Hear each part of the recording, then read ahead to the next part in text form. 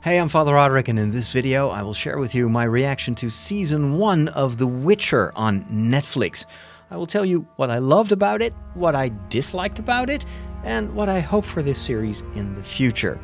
I will try to keep this review spoiler-free, but I will answer the question whether you should watch this or avoid it. I've read one of the novels of the Polish author that first wrote the story of The Witcher, several novels, several short stories as well, Andrzej Sapkowski, and I've played 2 of the 3 video games that were based on the world of The Witcher, the first game and the third game.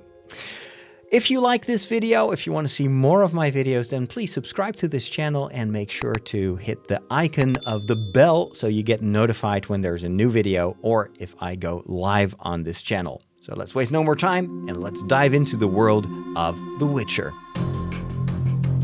The first thing that I was very impressed with in the series is the world building. This is a believable fantasy world that I think most of all convinces because of the beautiful locations where this was filmed. Of course, a lot of it contains special effects and sets that were built inside a studio, but there is also a lot of the action that takes place in Europe, and they went to beautiful places. There are some castles that you will see in Austria, real castles.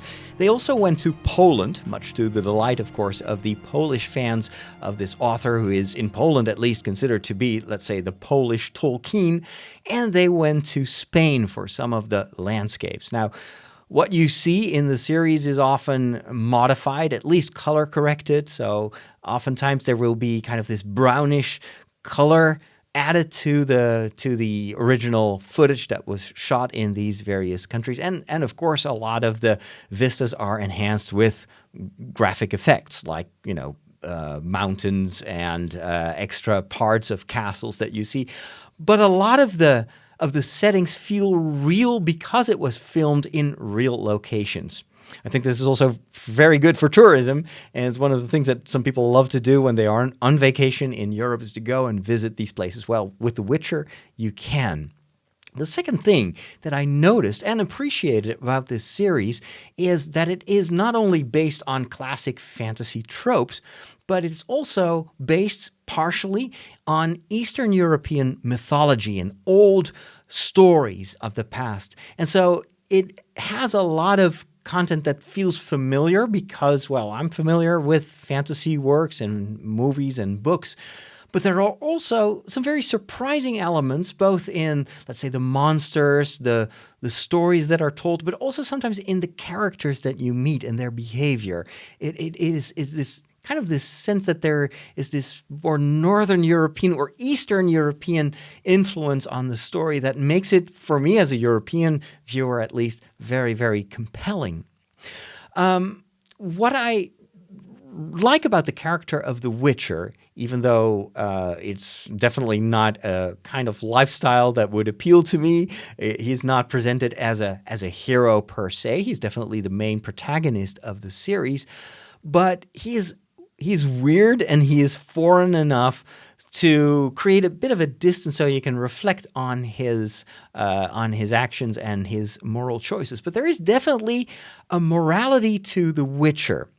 Even though, he kills people, he kills monsters, but he's not an assassin. He doesn't kill just out of vengeance. It's mostly in self-defense or to defend other people that are entrusted to him.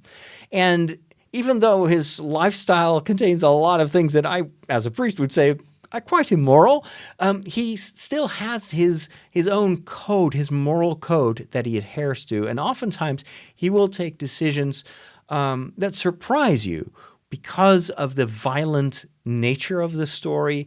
And wow, there's a lot of violence in this TV series.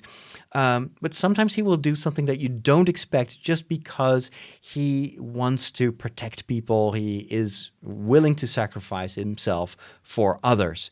And that is something that I appreciate in the story. The fourth thing that I noticed while watching this series is it was presented at first as kind of a new Game of Thrones-like, Lord of the Rings-like series. And yet, the TV series, especially in the first few episodes, feels kind of small. And I think this is partially because the sets that they built, the studio sets that they built, are very small. This series had quite a considerable budget, but definitely not the incredible amount of money that was thrown into each episode of Game of Thrones, for instance, or in the Lord of the Rings movies. So sometimes you can tell that they were a little bit limited in their set building. There are also a couple of interior sets that look a little bit cheap, not entirely convincing, and these sets are used multiple times throughout the stories. Maybe they even picked some of these stories from the existing novels so that they could reuse sets. And, well, I noticed at least. There was sometimes not enough variety, I think, in the settings. The other reason that it feels sometimes a little bit small is through the cinematography, the way they use the camera. It's a lot of close-ups. They stay close to the action. Maybe they didn't have that many extras walking around, so they had to kind of bring the camera very close to the action. And so sometimes it feels a bit, I don't know, a bit closed up. And it's thanks to the exterior footage, the footage that was filmed in various beautiful parts of Europe, that it starts to breathe. But there is no middle ground. It's either huge and massive environments, or it's these smaller internal sets that recur in a number of these episodes. But I guess they just did what they could with the amount of money that they had. And so for a first season, it's really good. However, I hope that for season 2, now that The Witcher has been quite a success for Netflix and a lot of people have watched it, that they will get a bigger budget. Kind of similar to what I hope for The Mandalorian, where they also had to, I think, deliberately stay small so they could keep within their budget, and had to use a lot of computer wizardry to make it feel like Star Wars and kind of open it up, but still you can see it in some of those scenes. It stays very small. I hope that for the second season of The Mandalorian, just as much for The Witcher, they will have a bigger budget now that it's proven to be successful, and the story can amplify its scope.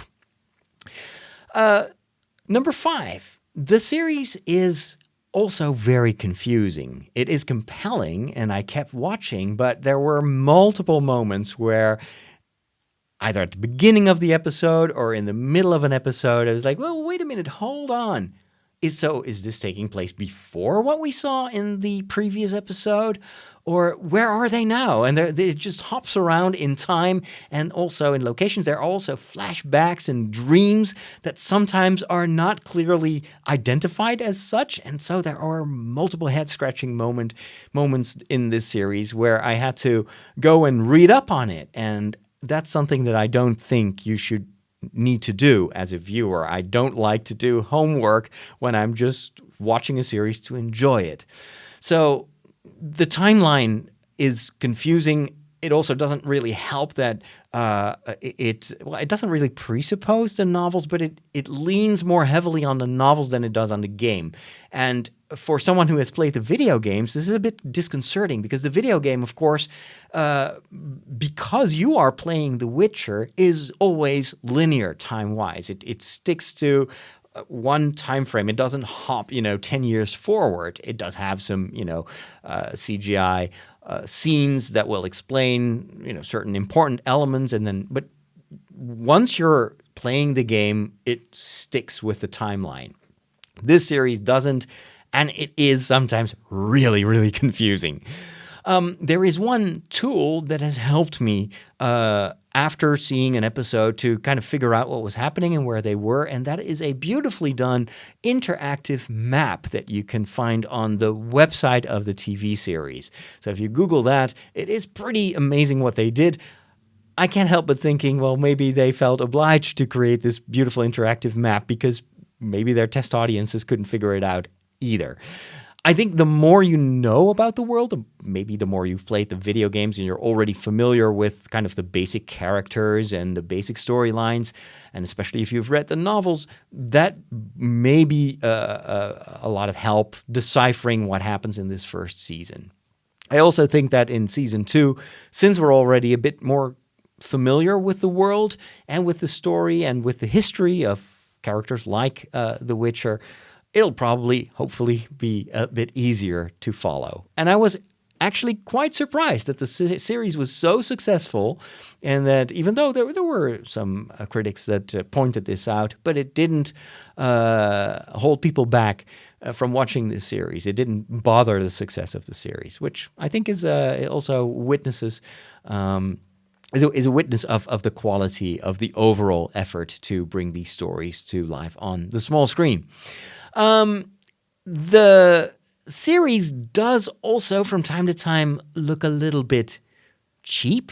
There are some special effects that are not entirely convincing. And as I've already mentioned, the sets, there's this one set that takes place inside a castle, and it's got these LED light stripes on the floor, and it just looks like something out of a mall. And it does not work at all in this kind of medieval fantasy setting that they're trying to create. So I don't know what they were thinking, but that set design was just plain wrong. And another thing that feels a little bit cheap is that they go a bit over the top in the color correction. So they try to make it super dark or very moody. And so they add these what they call LUDs to the footage. So it will give it a very strong orangey brown tint. But the thing is, you see forests in the background, and you can clearly tell that this was filmed in the summertime, and yet all these trees are brown, and it just creates a disconnect. You're like, I'm not looking at real footage, and so it makes it look a bit fake. Number 7, what I appreciated about the first season on Netflix is that The Witcher has a number of very compelling characters, very intriguing.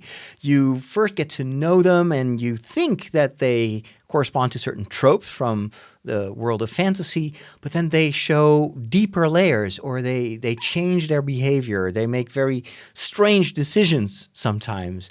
And I like that. I like that this is not a series that you get after 1 or 2 episodes. The more you watch, the more you think, well, wait a minute, this is totally different from what I expected this to be, or this character does not behave in the classic way. And that makes it fascinating to watch. And number 8, one of the characters that I want to highlight, and that is very funny and intriguing, is the bard, Dandelion or Dandelion. He's fantastic. It's such a he already existed in the games and also in the novels. But here he takes the role of a travel companion, of also a sidekick to the Witcher. He's not as present in every episode as I would have loved. There are episodes where he's almost completely absent, but when he's there, he is great. There's a lot of humor, and he also adds something very, a certain modern sensibility to the story. So he sings songs about the exploits of the Witcher, but the songs, when you listen to the songs, you're like, whoa, that sounds like modern music, modern folk music.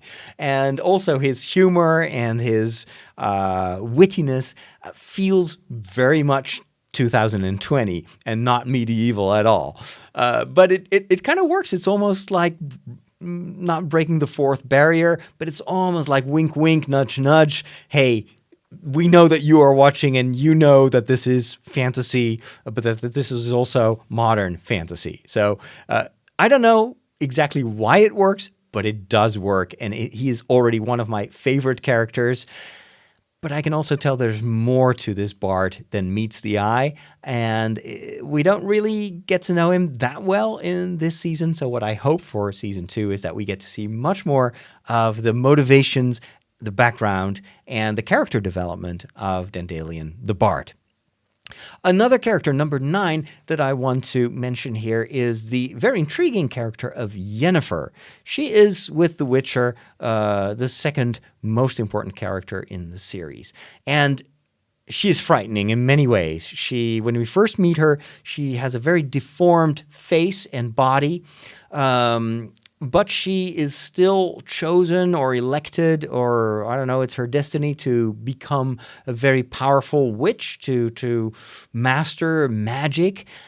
But then she grabs hold of this power to change everything that she thought, that she believed was wrong with her life and wrong with her destiny. And she is willing to sacrifice almost everything to achieve what she, in her mind, sees as the perfect version of herself. The reason that I find this very intriguing is that this corresponds to an ongoing discussion in our modern society about identity. You could even connect this with the whole discussion about gender, and is gender something that is a given, or is it something that you choose? As you can imagine, the Catholic Church has some very strong opinions about this. It will go too far to discuss them right here. But I do appreciate that this series is trying to connect to something that is very much in the public debate right now. Who are you truly? And is the dreams that we have about being able to create ourselves, to create our identity, can that also damage ourselves? Because sometimes, if life progresses, you will discover that, well, maybe the things that I wanted to be when I was younger, and that I sacrificed so much for, maybe that wasn't who I truly am. And maybe there is something that is much more valuable than being beautiful, being successful, and having power. And in the storyline of Yennefer, I won't spoil it too much, but there is something that she discovers in the second half of the series that will turn around all the decisions that she took in the first few episodes. And she is not dealing with it very well. She makes a lot of decisions that I think are morally wrong, are very damaging to herself and to the people around her. But you can see the haunted nature of those deeper questions in her. Who am I truly? Who am I called to be? What is going to be my legacy? And I did not expect that at all in the first few episodes. At first I was like, oh, I'm not sure about this character. But now at the end of this episode, of this first season, I'm thinking she's one of the strongest elements of this series, and I think there is a lot of potential to develop in her story in season 2 and maybe future seasons. Then a very strong point of criticism and also a word of warning for those of you that haven't seen the series yet. This series contains a lot of very graphic content, both in terms of violence, but also in terms of nudity. And I think in both cases, it's over the top, and it damages, I think, the story. It is clearly an attempt to try to mimic what maybe the producers or maybe Netflix thought would make this a success, because let's just do what Game of Thrones does, and then people will also like our series. Well, you know, the world of The Witcher and the story of The Witcher is good enough, is convincing enough to not need this kind of graphic content. You can slay monsters and zombies without, you know, the guts flying in your face. It's very bloody. It's very gruesome. It's just, you know, very flat, you know, gore. I've never been a fan of gore, and I think it's kind of tasteless. And the same is true for all the nudity, all the nude scenes, and there's a lot of, you know, very explicit frontal nudity in this series. And but it doesn't really serve a function. I have the same criticism towards the games. There is in the games there is also a lot of nudity, a lot of explicit content. The difference between the television series and the games is in the games you have a choice. You can either engage in these acts or not. And so in that respect, you are the one who can tell your own story. You can be your own kind of witcher. And so it's not forced upon you. Whereas in the television series, it's very much ingrained in almost every episode, and there is no escape to it. So this is not a series for younger people. And if you have, a high sensibility for this kind of stuff, be warned. This is very graphic, and also even in the words, in the kind of the vocabulary, well, it's not the kind of stuff you would hear in church. I will leave it at that. In conclusion, despite my criticism of some of the flaws of this series, I did experience this to be very compelling TV, high-quality story, great world building, and characters that show a lot of storytelling promise for future seasons. So again, be warned, this is not for younger audiences. This may not be to everyone's taste, but it is still quite an achievement, and I'm not surprised that this was a success. I would love to hear what you thought of The Witcher. If you've already seen it, make sure to let me know in the comments if you would recommend, if you would give this series a thumbs up or a thumbs down. And if you have time, let me know why, and let's discuss a little bit more. Also, if you liked this video, and I tried to keep this, free of gore, definitely free of nudity, and free of swear words, but if you like this, then give it a thumbs up. If you didn't like this and you thought it was a lousy review, then just give it a thumbs down. Be honest. And if you really would like to see more of these videos, then make sure to subscribe. Just one button, and then next to it there will be this bell button. You know what that means. If you click that, you will get notified, and the algorithm will serve you my videos. We'll put them more in the forefront. So any form of engagement, I would love it. That also helps to bring this video to other people. And if you know someone who's wondering, well, should I watch this series or not? What would a Catholic priest from the Netherlands think about it? Well, feel free to share this video with those that could benefit from it. And finally, follow me on social media. I'm Father Roderick on Facebook, on Twitter, and on Instagram. Go to fatherroderick.com for all my other stuff. And if you want to support my work and become a patron, go over to patreon.com/fatherroderick. Thanks for watching. See you next time.